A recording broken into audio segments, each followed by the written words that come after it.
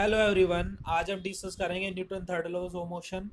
Newton first law और second law हमने last वाली वीडियो के अंदर डिस्कस कर लिया है।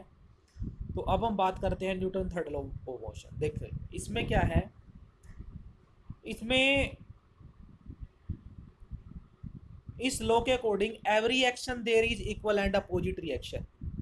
Every action there is equal and opposite reaction, यानी अगर किसी बॉडी पर फोर्स लगाया जाए, अगर हम किसी बॉडी पर फोर्स लगाएं तो वो बॉडी भी हम पर इक्वल एंड अपोजिट फोर्स लगाएगी। जैसे मान लिया हम रॉकेट वाला केस लें। रॉकेट में क्या होता है कि मान लिया ये रॉकेट है और इस रॉकेट में जब मान लिया पीछे से गैसेस निकलेगी, एग्जस्ट गैस निकलेगी यहाँ से, तो ये रॉकेट किस डायरेक्शन में मूव करेगा? फॉरवर्ड डायरेक्शन में मूव करेगा, क्योंकि इसकी गैस बैकवर्ड डायरेक्शन के अंदर मूव कर रही है। ये फोर्स पीछे की तरफ लगा रहा है तो गैस आगे की तरफ इस पर फोर्स लगाएंगी। इसी को न्यूटन थर्ड लॉ बोलते हैं। हम एक इमेज से भी समझते हैं इसको।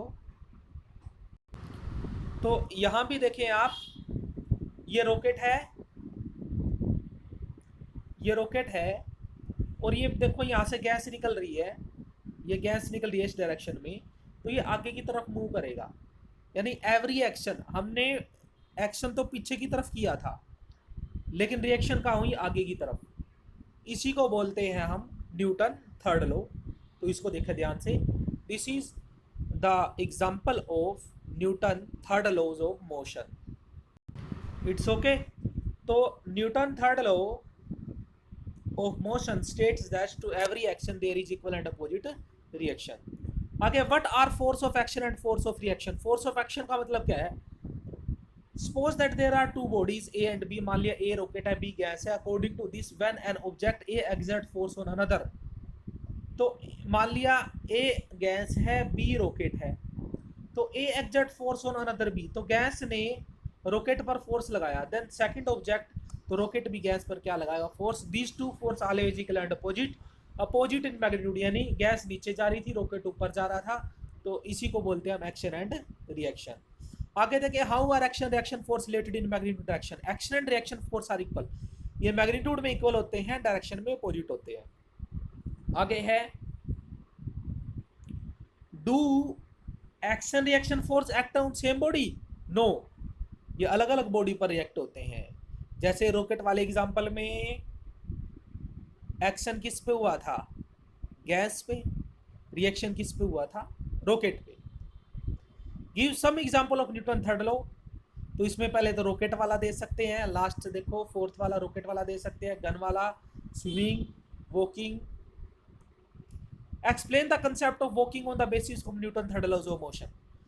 तो जब हम वॉक करते हैं, to walk on the ground, we push the ground backward, हम ग्राउंड को पुश करते हैं बैकवर्ड डायरेक्शन में। At the reaction ground push the foot forward, उसको फॉरवर्ड करता है।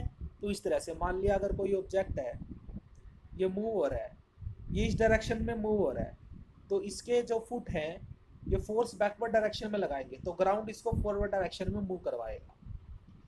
आगे देखिए, explain the concept of swimming on the basis. Swimming का कंसेप्ट, मान लिया कोई बॉडी स्विम कर रही है,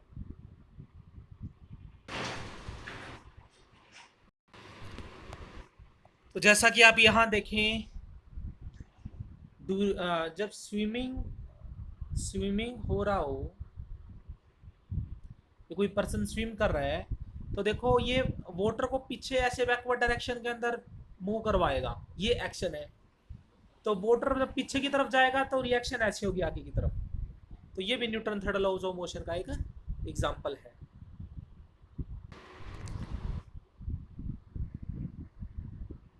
तो स्विमिंग भी।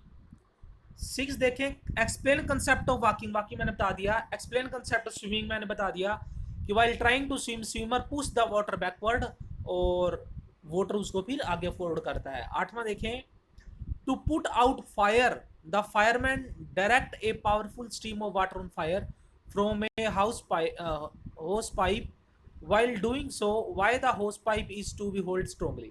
हाँ, तो इसमें भी देखें, मान लिया अगर जैसे फायर वाला है, तो मान लिया यहाँ से अगर वाटर निकलता है तो एक्शन होगी ऐसे, रिएक्शन हो जाएगी ऐसे।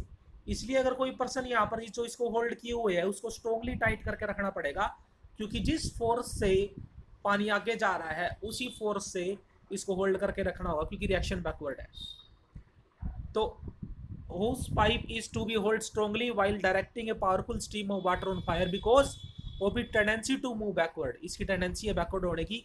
as water rushes out at great speed from the hose pipe in the four direction, the hose pipe tends to move backward due to an equal force of reaction, तो equal force of reaction की वजह से वो backward जाएगी। तो ये Newton third law हो गया। नेक्स्ट वीडियो में लोग कंजर्वेशन के बारे में बात करेंगे। वीडियो अच्छी लगी हो आप सब्सक्राइब करें, लाइक करें। Okay, thank you everyone.